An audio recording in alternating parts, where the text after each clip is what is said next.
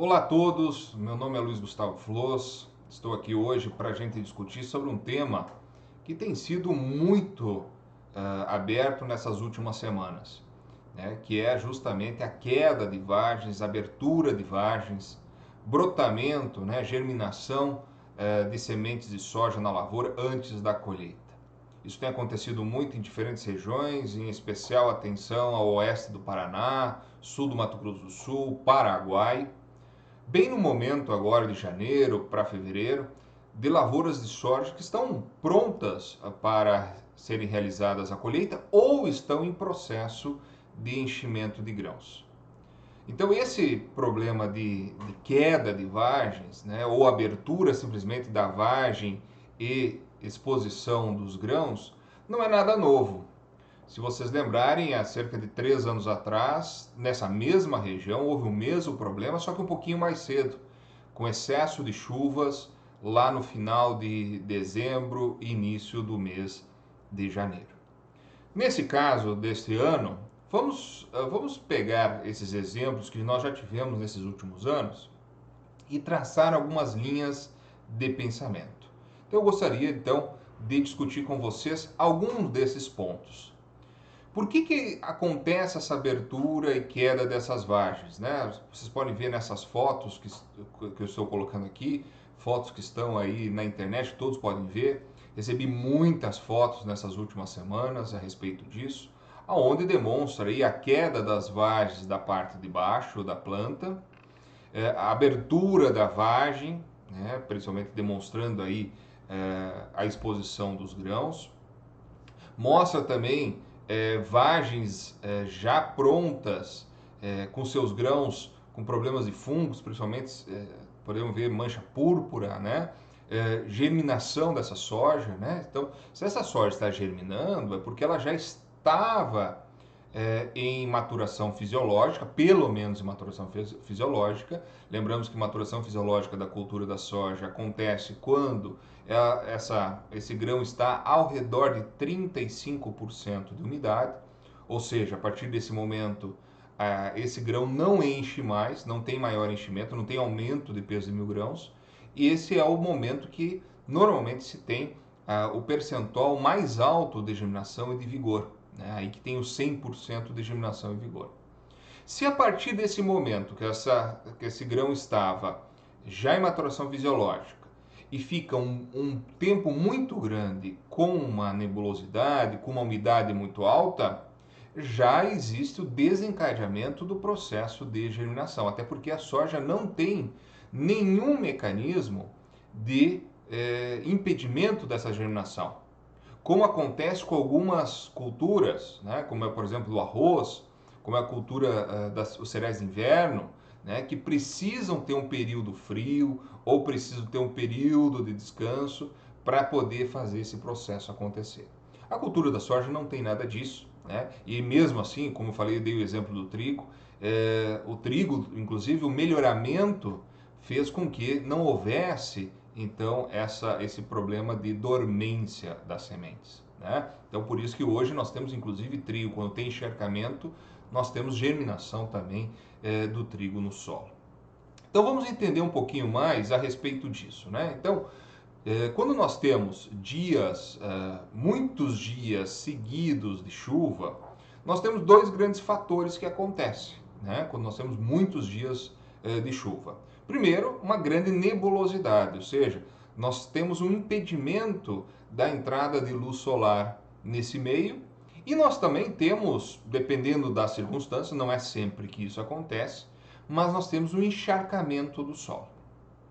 Vamos entender primeiro o encharcamento do solo. O que o encharcamento do solo pode propiciar então para essa planta? Primeiro, quando existe esse encharcamento, a planta se fecha por completo, né? A gente diz que ela vira um submarino. O que o submarino faz para mergulhar? Ela se fecha toda.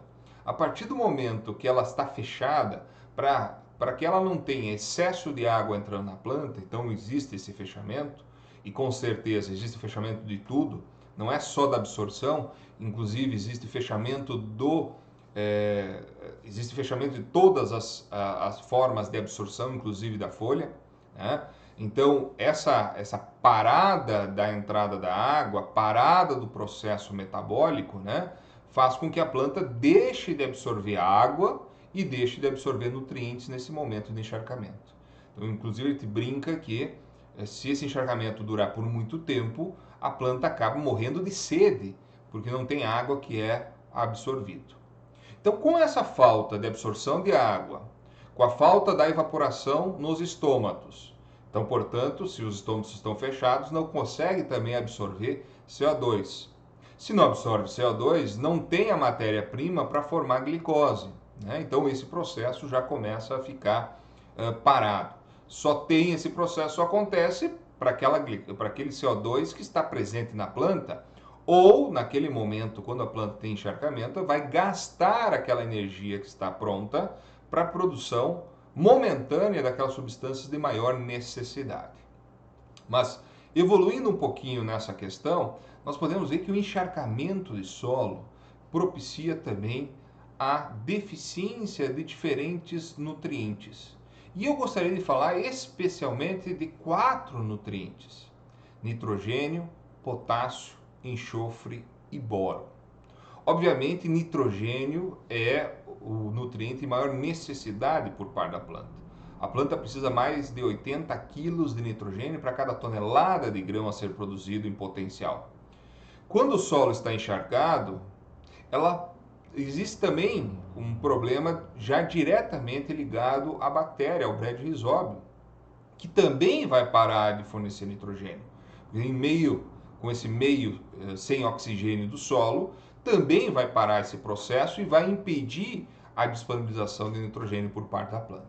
Se falta nitrogênio, todos os metabólitos que necessitam nitrogênio, aminoácidos, as proteínas, enzimas, ácidos nucleicos, etc., tudo precisa de nitrogênio, existe para todo esse processo em acontecimento. Vai faltar potássio, né? Faltando potássio, o potássio é interessante que cerca de 75% da quantidade de potássio que a planta de soja necessita é do florescimento para frente. Portanto, existe uma grande quantidade de potássio absorvido nessa fase do enchimento de grão. Nós temos trabalho de marcha de absorção aqui que mostram cerca de 40 a 50% durante o período de enchimento de grãos. É uma grande quantidade de potássio. Portanto, se para a absorção de potássio, no momento que a planta mais precisa, e nós estamos falando hoje, os nossos dados demonstram uma necessidade de 20 quilos de K para cada tonelada de grão a ser produzido. Então, se tem 40 a 50%, nós estamos falando de 8 a 10 quilos de K para cada tonelada é absorvido nesse período. Então, vai depender quando que esse problema aconteceu também para essa gravidade. Normalmente, a deficiência de potássio faz com que haja a abertura das vagens. E essa abertura, então, propicia um grande problema de presença de fungos. Porque quanto mais cedo isso acontecer, maior umidade tem esse grão. Maior é a quantidade de reserva que os fungos vão ter para consumir e, claro, causar esses problemas. Por isso que a gente vê tanto problema de fungos nesses grãos.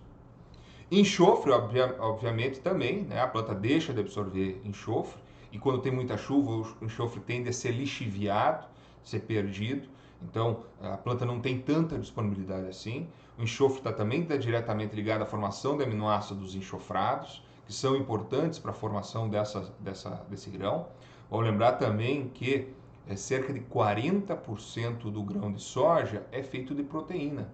E essas proteínas são feitas de aminoácidos, muitos deles enxofrados.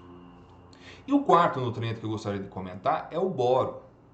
O boro está diretamente ligado à formação de uma base nitrogenada chamada uracila. Essa base nitrogenada está diretamente ligada ao RNA mensageiro na formação das novas células.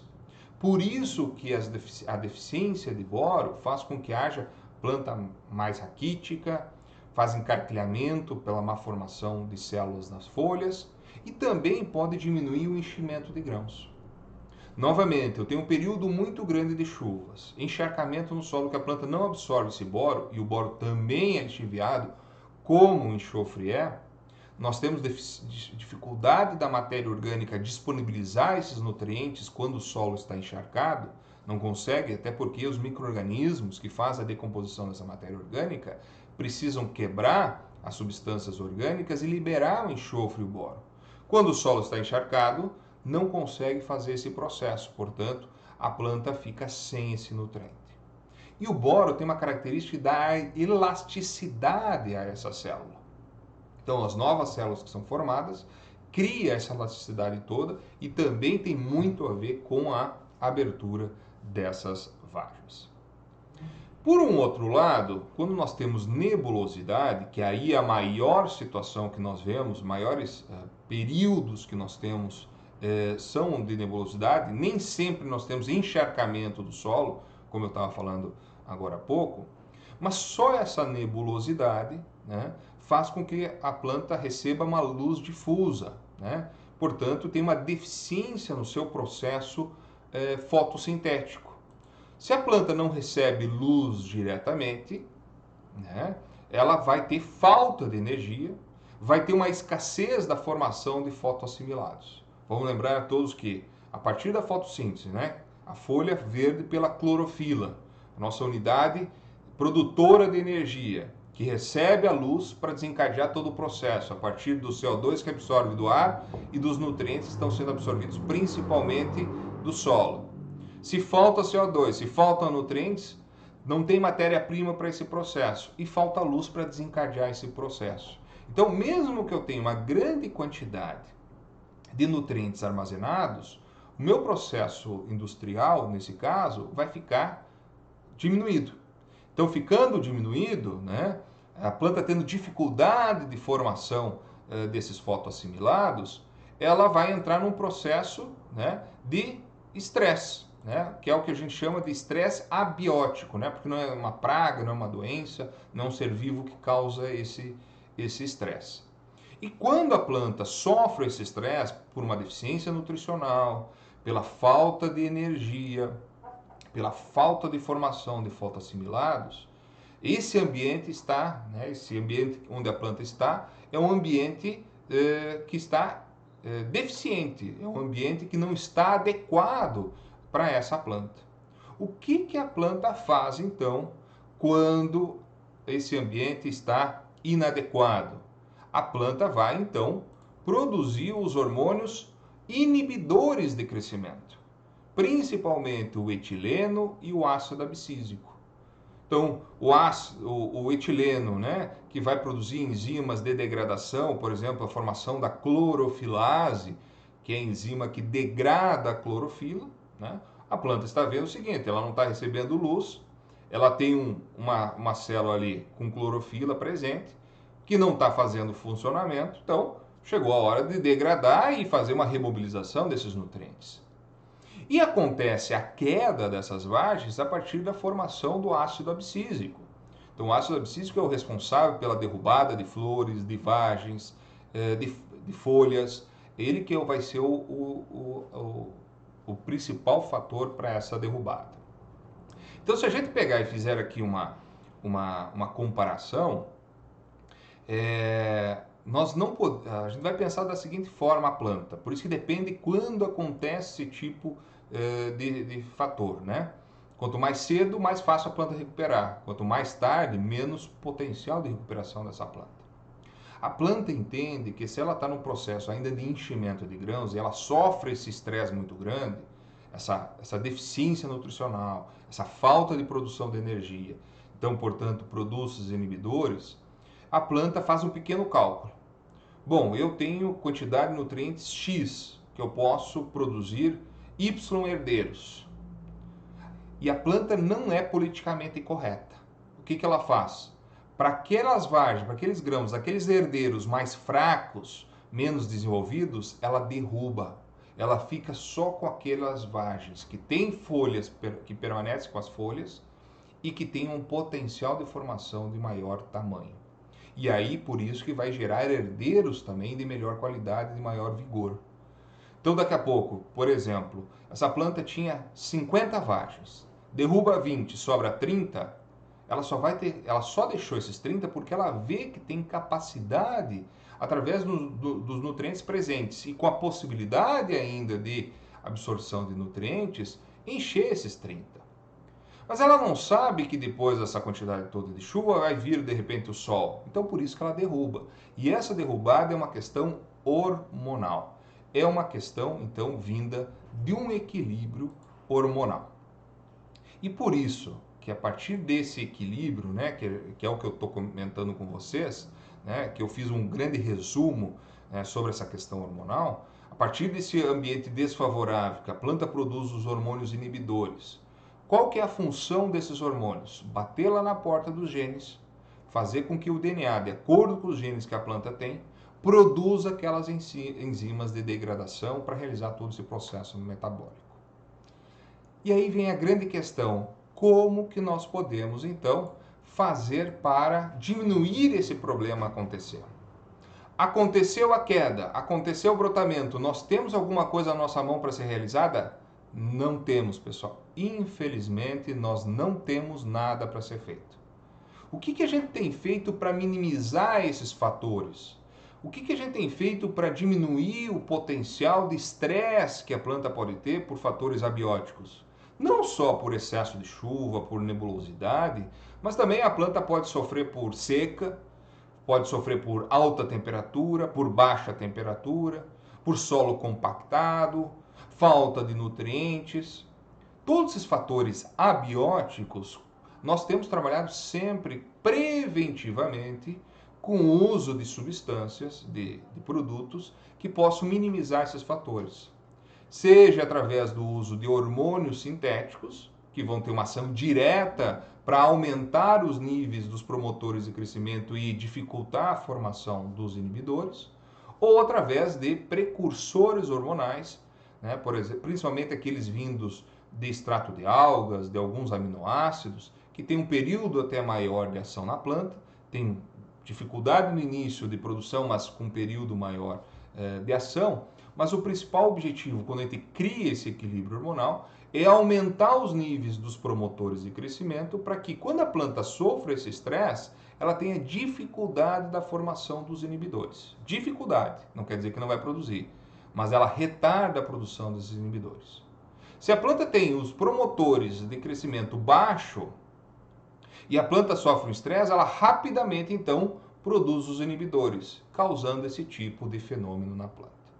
Então, a minha visão é de nós retardarmos a produção desses inibidores, mas nós temos que fazer isso de forma preventiva. Então, por isso que a partir da fase de R1, início de florescimento, nós trabalhamos com esse tipo de produtos, esses produtos, como eu falei antes, os hormônios sintéticos ou o extrato de algas, praticamente, o extrato de algas com um período maior de ação, ou os hormônios sintéticos têm uma ação de 5 a 7 dias, então é um grande bombeiro para esse momento. Mas nós estamos entrando com fungicida, estamos entrando com inseticida na área, e nós protegermos, porque a gente nunca sabe quando que nós vamos ter um período muito seco ou quando vamos ter um período muito chuvoso, nós não temos previsões climáticas que possam nos levar a ter essa certeza. Então a minha visão é que nós temos que preventivamente realizar essas aplicações. Pessoal, espero que tenham gostado dessa explicação. Espero que eu possa ter feito entender sobre essas explicações. Quem quiser conhecer um pouco mais do trabalho que a gente realiza do Grupo Flows, através dos nossos grupos técnicos de consultoria, né, nos sigam nas nossas redes sociais, se inscrevam no nosso canal do YouTube também, que nós temos colocado esses vídeos para justamente poder auxiliar os produtores, a nossa comunidade agronômica, sobre esses fatores, como minimizar, já que nós temos aí mais de 15 anos já de trabalhos nessa área. Desejo a todos um grande abraço e até a próxima oportunidade.